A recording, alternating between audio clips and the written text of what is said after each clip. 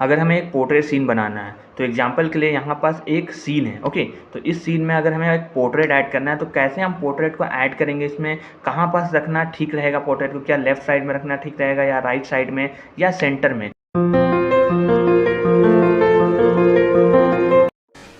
Composition art का एक ऐसा इंपॉर्टेंट फैक्टर है जिसमें अगर हम पूरा दिन भी बात करें तो भी कम पड़ने वाला है, और ये बहुत ज़्यादा इंपॉर्टेंट भी है अगर आर्ट फील्ड में प्रोफेशनली आगे बढ़ना है। तो कंपोजिशन की बात करें तो कंपोजिशन में आप चाहे किसी भी फील्ड को लेकर के देख सकते हैं, चाहे वो सिंगिंग हो चाहे डांसिंग हो, हर फील्ड में कंपोजिशन का रोल होता है। एग्जाम्पल ले चलिए हम सिंगिंग का ही, तो देखे होंगे बहुत सारे सिंगर जब गानों को लिख रहे होते हैं, अपने लाइनों को लिख रहे होते हैं, तो उस समय वो चीज़ों को कंपोज कर रहे होते हैं कि कौन सा लाइन को हमें ऐड करना चाहिए, कौन सी लाइन को हटाना चाहिए, या कौन सा लाइन कहाँ बैठाना चाहिए हमें।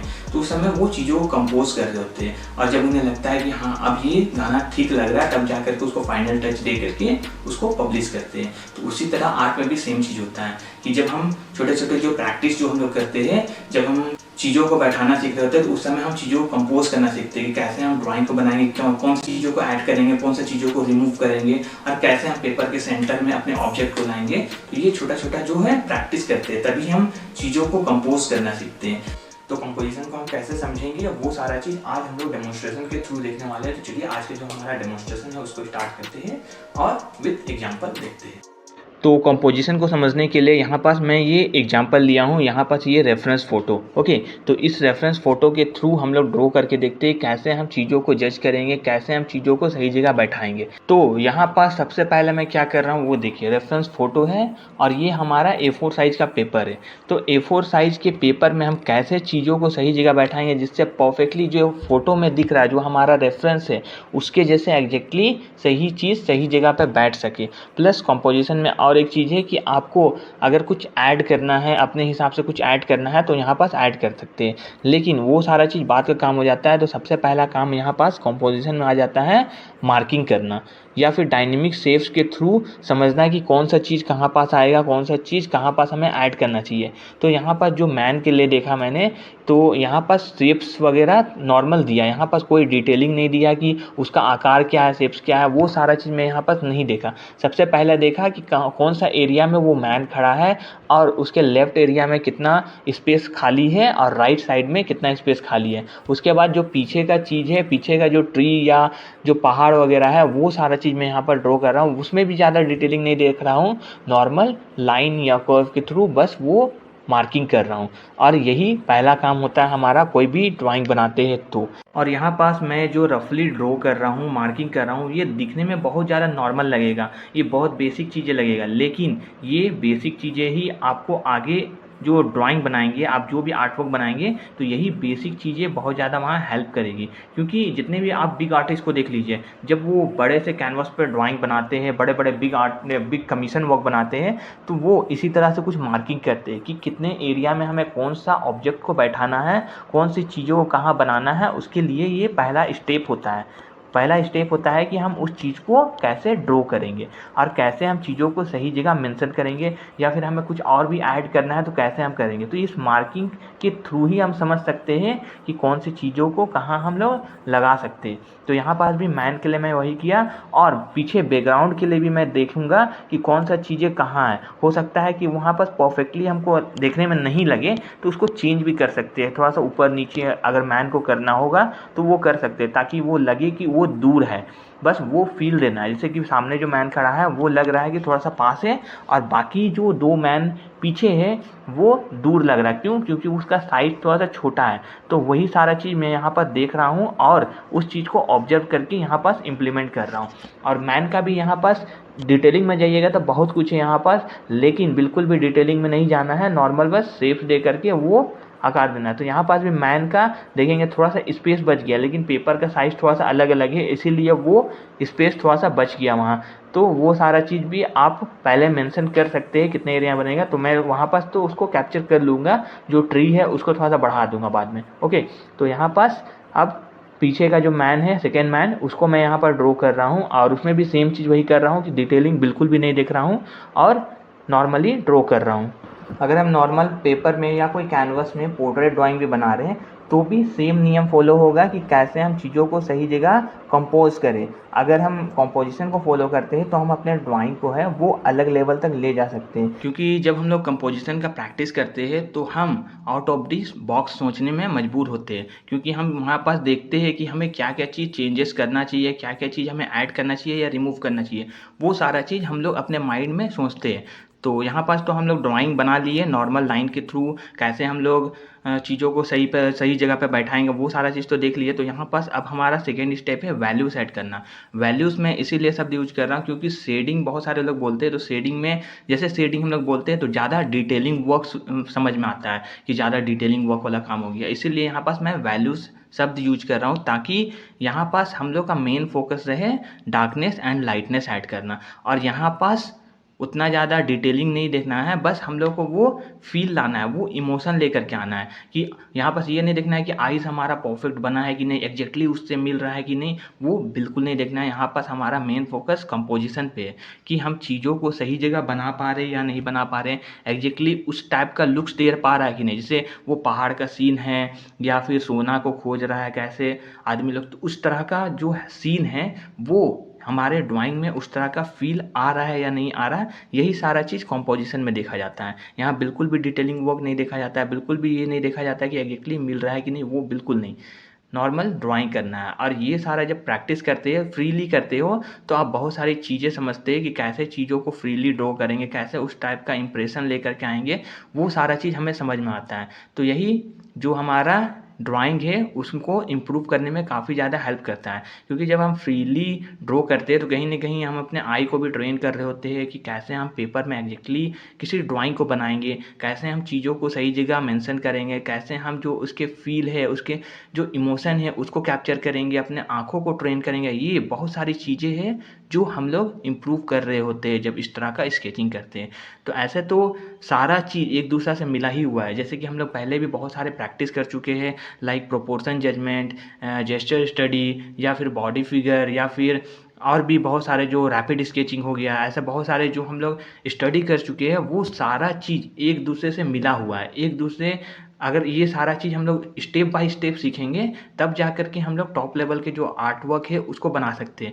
तो ये बेसिक चीज़ें पे ही ध्यान देना मुश्किल होता है स्टार्टिंग में, क्योंकि हम ज़्यादा से ज़्यादा सोशल मीडिया में पोस्ट करने के चक्कर में रहते हैं, फाइनल वर्क के चक्कर में रहते हैं कि हमारे जो फाइनल वर्क है वो तैयार हो जाए तो हम सोशल मीडिया में पोस्ट कर सके, बहुत सारे लोग देखें, उसको लाइक करें। बस इसी चक्कर में हमारा जो आर्ट स्किल है वो डेवलप नहीं हो पाता है। तो यहाँ पास अभी इनिशियल लेवल पर है, तो सबसे पहले अपने आर्ट स्किल को इम्प्रूव करना ज़रूरी है। जब ये सारा चीज़ हमारा इम्प्रूव होता है फिर तो ऑटोमेटिक आप बहुत अच्छे आर्ट वर्क को बनाएंगे और सोशल मीडिया पर लाइक भी बहुत अच्छा आ सकता है। तो मेन फोकस इसमें करना है। चलिए, आप फाइनल वर्क बना रहे हैं, बहुत अच्छा है, फाइनल वर्क भी बनाना चाहिए, लेकिन साथ ही साथ बिहाइंड दिस सीन ऐसे कुछ प्रैक्टिस भी करते रहना चाहिए। मैक्सिमम वही हाफ एन आवर या 1 आवर कम से कम इस तरह का जब प्रैक्टिस करते हैं तो आप बहुत सारी चीज़ें समझते हैं। अगर आर्ट फील्ड में प्रोफेशनली बढ़ना है तो इन सारी चीज़ों को समझना बहुत ज़्यादा ज़रूरी है। पहले थोड़ा सा वीडियो को थोड़ा स्लो रखा था, लेकिन अब थोड़ा सा स्पीड कर दिया ताकि मैं ज़्यादा से ज़्यादा चीज़ों को कवर कर सकूं और आप लोगों को हर एक चीज़ समझा सकूं। और बेसिक जो पहला का चीज़ था हमारा मार्किंग का, उसको थोड़ा सा स्लो रखा था ताकि आप मार्किंग समझ सके कि सही जगह कैसे सही चीज़ों को बैठा सके। तो यहाँ पास तो हमारा वैल्यूज़ का काम है, तो वैल्यूज़ तो बात का चीज़ हो गया। सबसे पहला तो हमारा मार्किंग सीखना पड़ेगा। मार्किंग कैसे करेंगे, सही जगह पे चीज़ों को कैसे बैठाएंगे, वो समझ जाते हैं तो फिर वैल्यूज़ भी ऐड करना बहुत ईजी हो जाता है। और वैल्यूज़ में भी बहुत टॉप लेवल के भी वैल्यूज़ ऐड करना होता है, लेकिन अभी स्टार्टिंग में बिल्कुल उसमें ध्यान नहीं देना है कि परफेक्ट शेडिंग कैसे करें, कैसे हम रियलिस्टिक लुक लाए, बिल्कुल नहीं, इस चीज़ में बिल्कुल ध्यान नहीं देना है। यहाँ पास आपको सबसे पहला मेन फोकस करना है कि डार्कनेस एंड लाइटनेस एरिया है वो कितना डार्क है, वो कितना लाइट है, उन सारी चीज़ों को देख करके ऑब्जर्व करके उसको इम्प्लीमेंट करना है। तो यहाँ पास तो वो भी चीज़ मैं नहीं देख रहा हूँ, क्योंकि यहाँ पास सिर्फ इंप्रेशन में दे रहा हूँ। तो बस ये बता रहा हूँ आपको कि अगर वैल्यूज़ सीखना है तो वैल्यूज़ में आप नॉर्मल बॉक्स बना करके उसमें सेट करके उस तरह का प्रैक्टिस कर सकते हैं। तो चलिए, खैर, तो वो तो अलग चीज़ हो गया। तो पहले हम लोग ये फोकस करते हैं कि इसको हम लोग किस तरह से ड्रॉ कर रहे हैं। तो यहाँ पर जो बैकग्राउंड है पीछे का, तो देखिए कि ये जो हमारा मैन था थोड़ा सा नीचे मैंने ड्रॉ किया था पहले, लेकिन मुझे लगा कि नहीं उसे थोड़ा सा ऊपर करना चाहिए, हल्का सा ऊपर करेंगे तो ज़्यादा अच्छा लगेगा, क्योंकि पीछे का जो पहाड़ है थोड़ा सा ऊपर एरिया में, तो उसको वहाँ पास अगर बैठाएंगे तो ठीक वो दूर लगेगा और थोड़ा सा बैक लगेगा, ठीक है। तो इसलिए मैं उसको थोड़ा सा ऊपर किया इन कंपैरिजन टू जो हमारा रेफरेंस फ़ोटो है उससे, ठीक है। और थोड़ा सा मैं बड़ा भी ड्रॉ किया हल्का सा, ताकि वो दोनों मैन है उसके आसपास ही लगे। और यहाँ पर ट्री के लिए नॉर्मल लाइन के थ्रू बस वो सेट कर रहा हूँ, वो फील दे रहा हूँ यहाँ पास। और यहाँ पास बिल्कुल नहीं देख रहा हूँ कि उसमें कितना डार्कनेस है या कितना ज़्यादा डिटेलिंग है, वो बिल्कुल नहीं ध्यान दे रहा हूँ। और बाकी नीचे का भी जो पोर्शन है पत्थर वगैरह है उसके लिए भी नॉर्मल हाफ सर्कल होता है उस तरह का शेप दे करके हल्का सा शेडिंग ऐड कर रहा हूँ। अब राइट एरिया में भी मैं वही चीज़ करूँगा कि यहाँ पर डार्कनेस लाइटनेस ऑब्जर्व करके जो सीन है उस तरह का लुक्स दे सकूँ। और पीछे का पहाड़ थोड़ा सा दिखेगा, वो डार्कनेस एंड लाइटनेस बहुत ज़्यादा डिफरेंट है, तो उसमें भी थोड़ा सा जो वाइटनेस है वो एरिया आ रहा है, तो वो सारा चीज़ पे ध्यान नहीं देना है। बाद में आप इरेज करके भी उस चीज़ को फील ला सकते हो, उस तरह का थोड़ा सा कुआसा टाइप का जो फील है वो आ रहा है, वो चीज़ आप बाद में भी ला सकते हो। तो यहाँ पास तो मैं चारकोल पेंसिल यूज कर रहा हूँ, तो चारकोल पेंसिल में थोड़ा सा उस तरह का फील लाना मुश्किल हो जाता है, लेकिन आप अगर ग्रेफाइट पेंसिल से बनाते हैं तो उस तरह का फील ला सकते हैं। तो चारकोल में बहुत सारे आप टेक्निक को यूज करके उस तरह का ला सकते हैं फील, ऐसा नहीं है। तो चारकोल मैंने पेंसिल इसीलिए लिया ताकि मैं थोड़ा सा डार्क वैल्यूज़ के थ्रू आपको समझा सकूं। अगर ग्रेफाइट लेता तो यहाँ पास थोड़ा सा ज़्यादा डिटेलिंग मुझे देना पड़ता है, या फिर थोड़ा सा जो शाइनिंग जो आ जाता है पेपर में उस तरह का आता। तो इसीलिए मैं यहाँ पर चारकोल पेंसिल का यूज कर रहा हूँ और उस तरह का शेड लाने की कोशिश कर रहा हूँ यहाँ पास। तो बाकी तो अगर ब्लेंडिंग करते हैं तो ब्लेंडिंग का इसका अलग ही लुक्स आएगा, इसका जो स्मूथनेस है वो अलग ही आएगा। तो ब्लेंडिंग भी करना है तो बाद में कर सकते हैं, लेकिन स्टार्टिंग में ब्लेंडिंग टूल पे बिल्कुल ध्यान नहीं देना है, नॉर्मल वैल्यूज़ लाने की कोशिश करना है। तो यहाँ पर रफली स्केचिंग है ये, इसमें कोई ज़्यादा डिटेलिंग नहीं दे रहा हूँ, यहाँ पर सिर्फ इम्प्रेशन है वो ला रहा हूँ यहाँ पास। और यही इम्प्रेशन जब आप कंपोजिशन समझते हैं या कोई भी प्रोपोर्शन जजमेंट या बहुत सारी चीज़ें देखते हैं तो यहाँ पास हमारा मेन फोकस हो जाता है बस उस तरह का फील देना, उस तरह का इमोशन देना। और जब वो सारा चीज़ आने लगता है तो ऑटोमेटिक हमारा जो चीज़ों को देखने का नज़रिया है काफ़ी ज़्यादा इम्प्रूव होता है, और हम चीज़ों को अच्छी तरीके से देख सकते हैं, समझ सकते हैं और उस चीज़ को अपने ड्राइंग में इम्प्लीमेंट कर सकते हैं।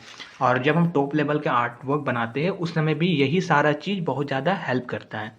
और जब भी आप टॉप लेवल के आर्टवर्क बनाने की कोशिश करते हैं तो उससे पहले आपको दो चीज़ समझना पड़ेगा।